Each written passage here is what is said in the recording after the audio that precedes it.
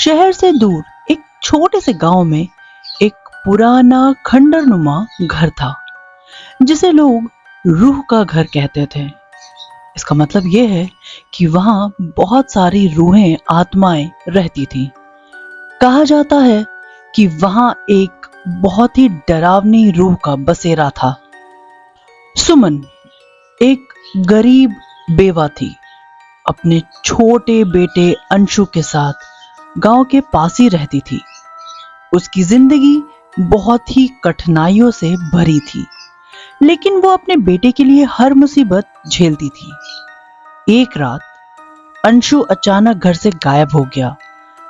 सुमन ने उसे हर जगह ढूंढा, लेकिन वो कहीं नहीं मिला। गांव वालों ने कहा कि शायद वो उन्हीं रूहों के पास चला गया है। रूहों ने उसे अपने पास बुला लिया है। सुमन अपने डर के बावजूद इस फैसले पे पहुंच चुकी थी कि वो अपने बेटे को ढूंढने के लिए उस खंडर में जरूर जाएगी, चाहे उसकी जान ही क्यों न चली जाए। और उसने हिम्मत करके खंडर के अंदर कदम रख ही दिया।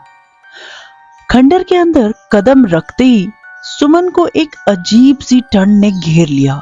हर तरफ सन्नाटा, खामोशियां, लेकिन उसे महसूस जरूर हो रहा था कि उसकी हर हरकत पर कोई नजर रख रहा है। दीवारों पर अजीब अजीब से निशान बने हुए थे, जैसे किसी ने अपने नाखूनों से उन्हें खरोचा हो। इन निशानों से खून की बूंदें टपक रही थी। अचानक एक कोने से अंशु के रोने की आवाज आई। सुमन उस आवाज के पीछे दौड़ गई, लेकिन वहां कोई नहीं था। पूरा खंडर एक छलावा था, छलावे से भरा हुआ था। सुमन अब बेबसी से बहुत जोर जोर से चिल्लाने लगी, अंशु, अंशु तुम कहां हो? सुमन की आवाज खंडर में गूंज रही थी। तभी अचानक एक गहरी और डरावनी हंसी सुनाई दी, जिससे सुमन की रूह कांप गई। सुमन ने देखा कि सामने एक काले साए के रूप में एक भयानक रूह खड़ी है। उसकी लाल जलती हुई आंखें सुमन को ही घूर रही थी। वो रूह बोली, तुम्हारे बेटे की रूह अब मेरी है, वो कभी वापस नहीं आएगा। सुमन की आंख में आंसू थे, लेकिन वो हार मानने को तैयार न थी। उसने भी गरज कर कहा, मैं अपने बेटे को लेके जाऊंगी, चाहे कुछ भी हो जाए। सुना तुमने, कुछ भी। उसने अपने बेटे को बचाने की ठान ली थी। तभी रूह ने सुमन पर हमला कर दिया। अचानक कमरे में सब कुछ हिलने लगा, दीवारें चटकने लगीं और खून की बूंदें जमीन पर गिरने लगीं। सुमन ने देखा कि फर्श पर एक पुरानी पूजा की माला पड़ी थी। उसने झट माला उठाई और रब का नाम लेने लगी। जैसे ही उसने मंत्र पढ़ना शुरू किया, रूहों की चीख निकलने लगी। ये चीख इतनी डरावनी, इतनी भयानक थी कि खंडर की हर ईंट कांप उठी। वो मंत्र इतने ज्यादा प्रभाव वाले थे कि उसके प्रभाव से रूह कमजोर पड़ने लगी। उसकी काली परछाई धीरे धीरे मिटने लगी, लेकिन उसकी आंखें गुस्से से जल रही थी। रूह ने आखिरी बार चीखते हुए कहा, मैं वापस आऊंगी, और फिर वो गायब हो गई। सुमन ने अपने बेटे को एक कोने में बेहोश पाया। सुमन ने अंशु को गोद में उठाया और लेकर खंडर से बाहर निकलने की कोशिश करने लगी, लेकिन रास्ता अचानक बंद हो गया। आखिरी पल में उसी माला ने रोशनी उन्हें दिखाया। रोशनी से वो रास्ता अपने आप दिखने लगा।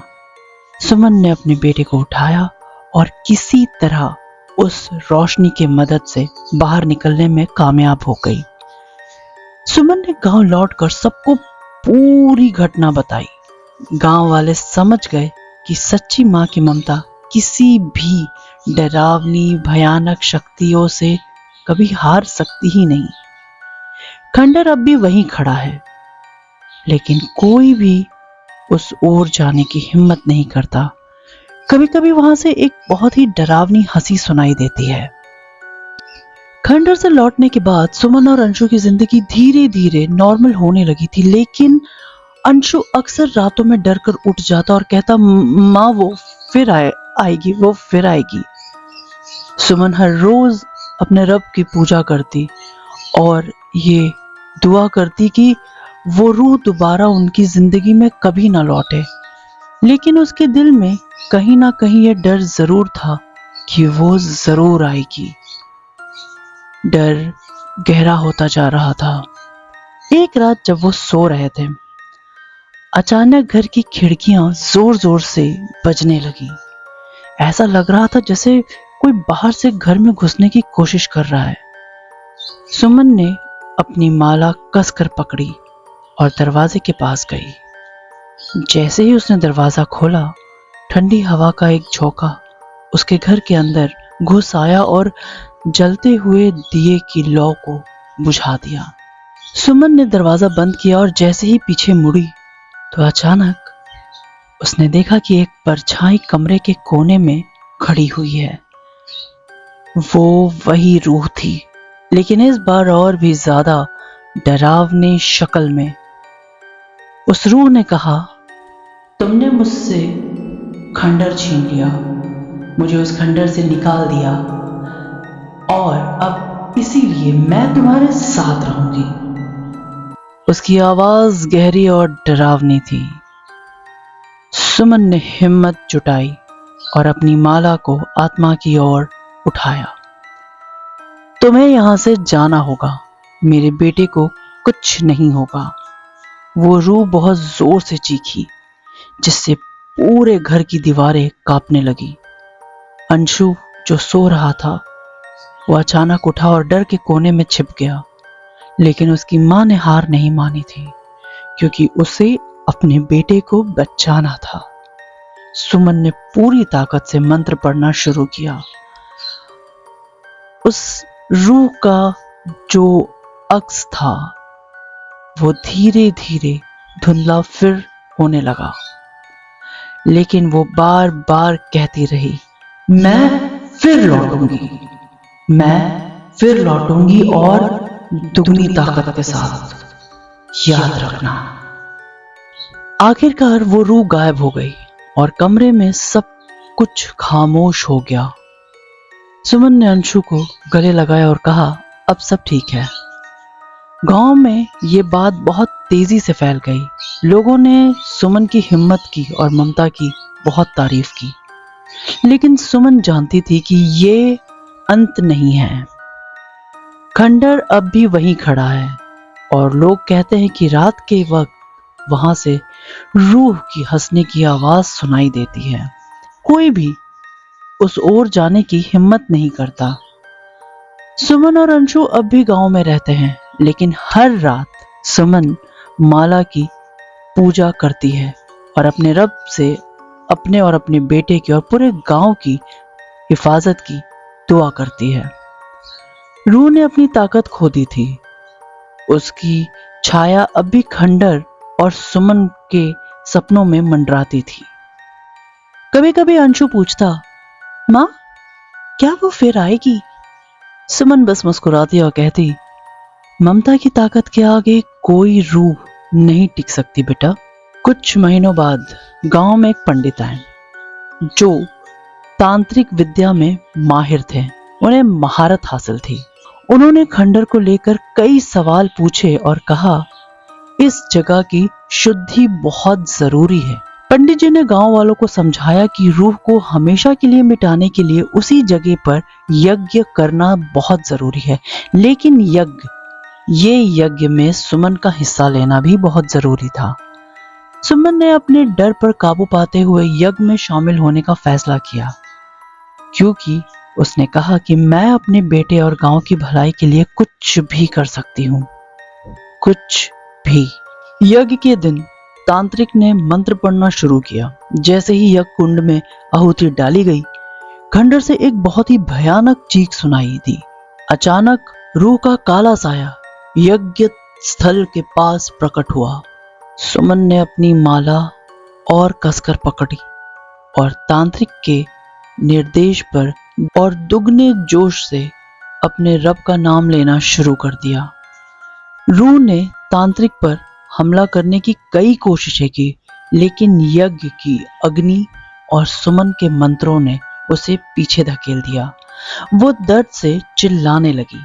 धीरे धीरे रूह का साया मिटने लगा और आखिरी बार कहा, तुम्हारी ममता ने मुझे हराया है।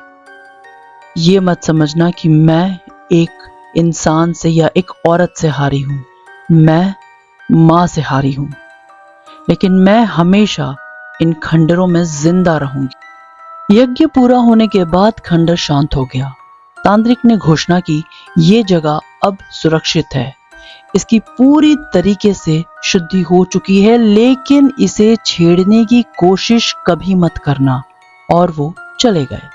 सुमन और अंशु की जिंदगी में फिर से खुशियां लौट आई। गांव के लोग सुमन की ममता और साहस के लिए उसे सलाम करते थे।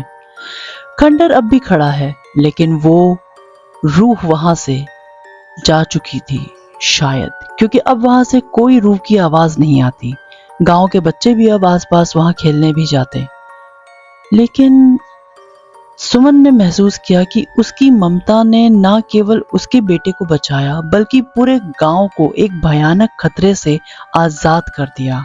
कभी कभी जब सुमन खंडर की तरफ देखती तो उसे लगता कि वहां से एक जोड़ी आंख उसे देख रही है। अब ये उसका डर था या सच, ये पता नहीं। कहानी कैसी लगी हमें जरूर बताइएगा। Please like, share and comment जरूर करें। हम फिर हाजिर होंगे एक नई कहानी के साथ। तब तक अपना ख्याल रखें और डरते रहें।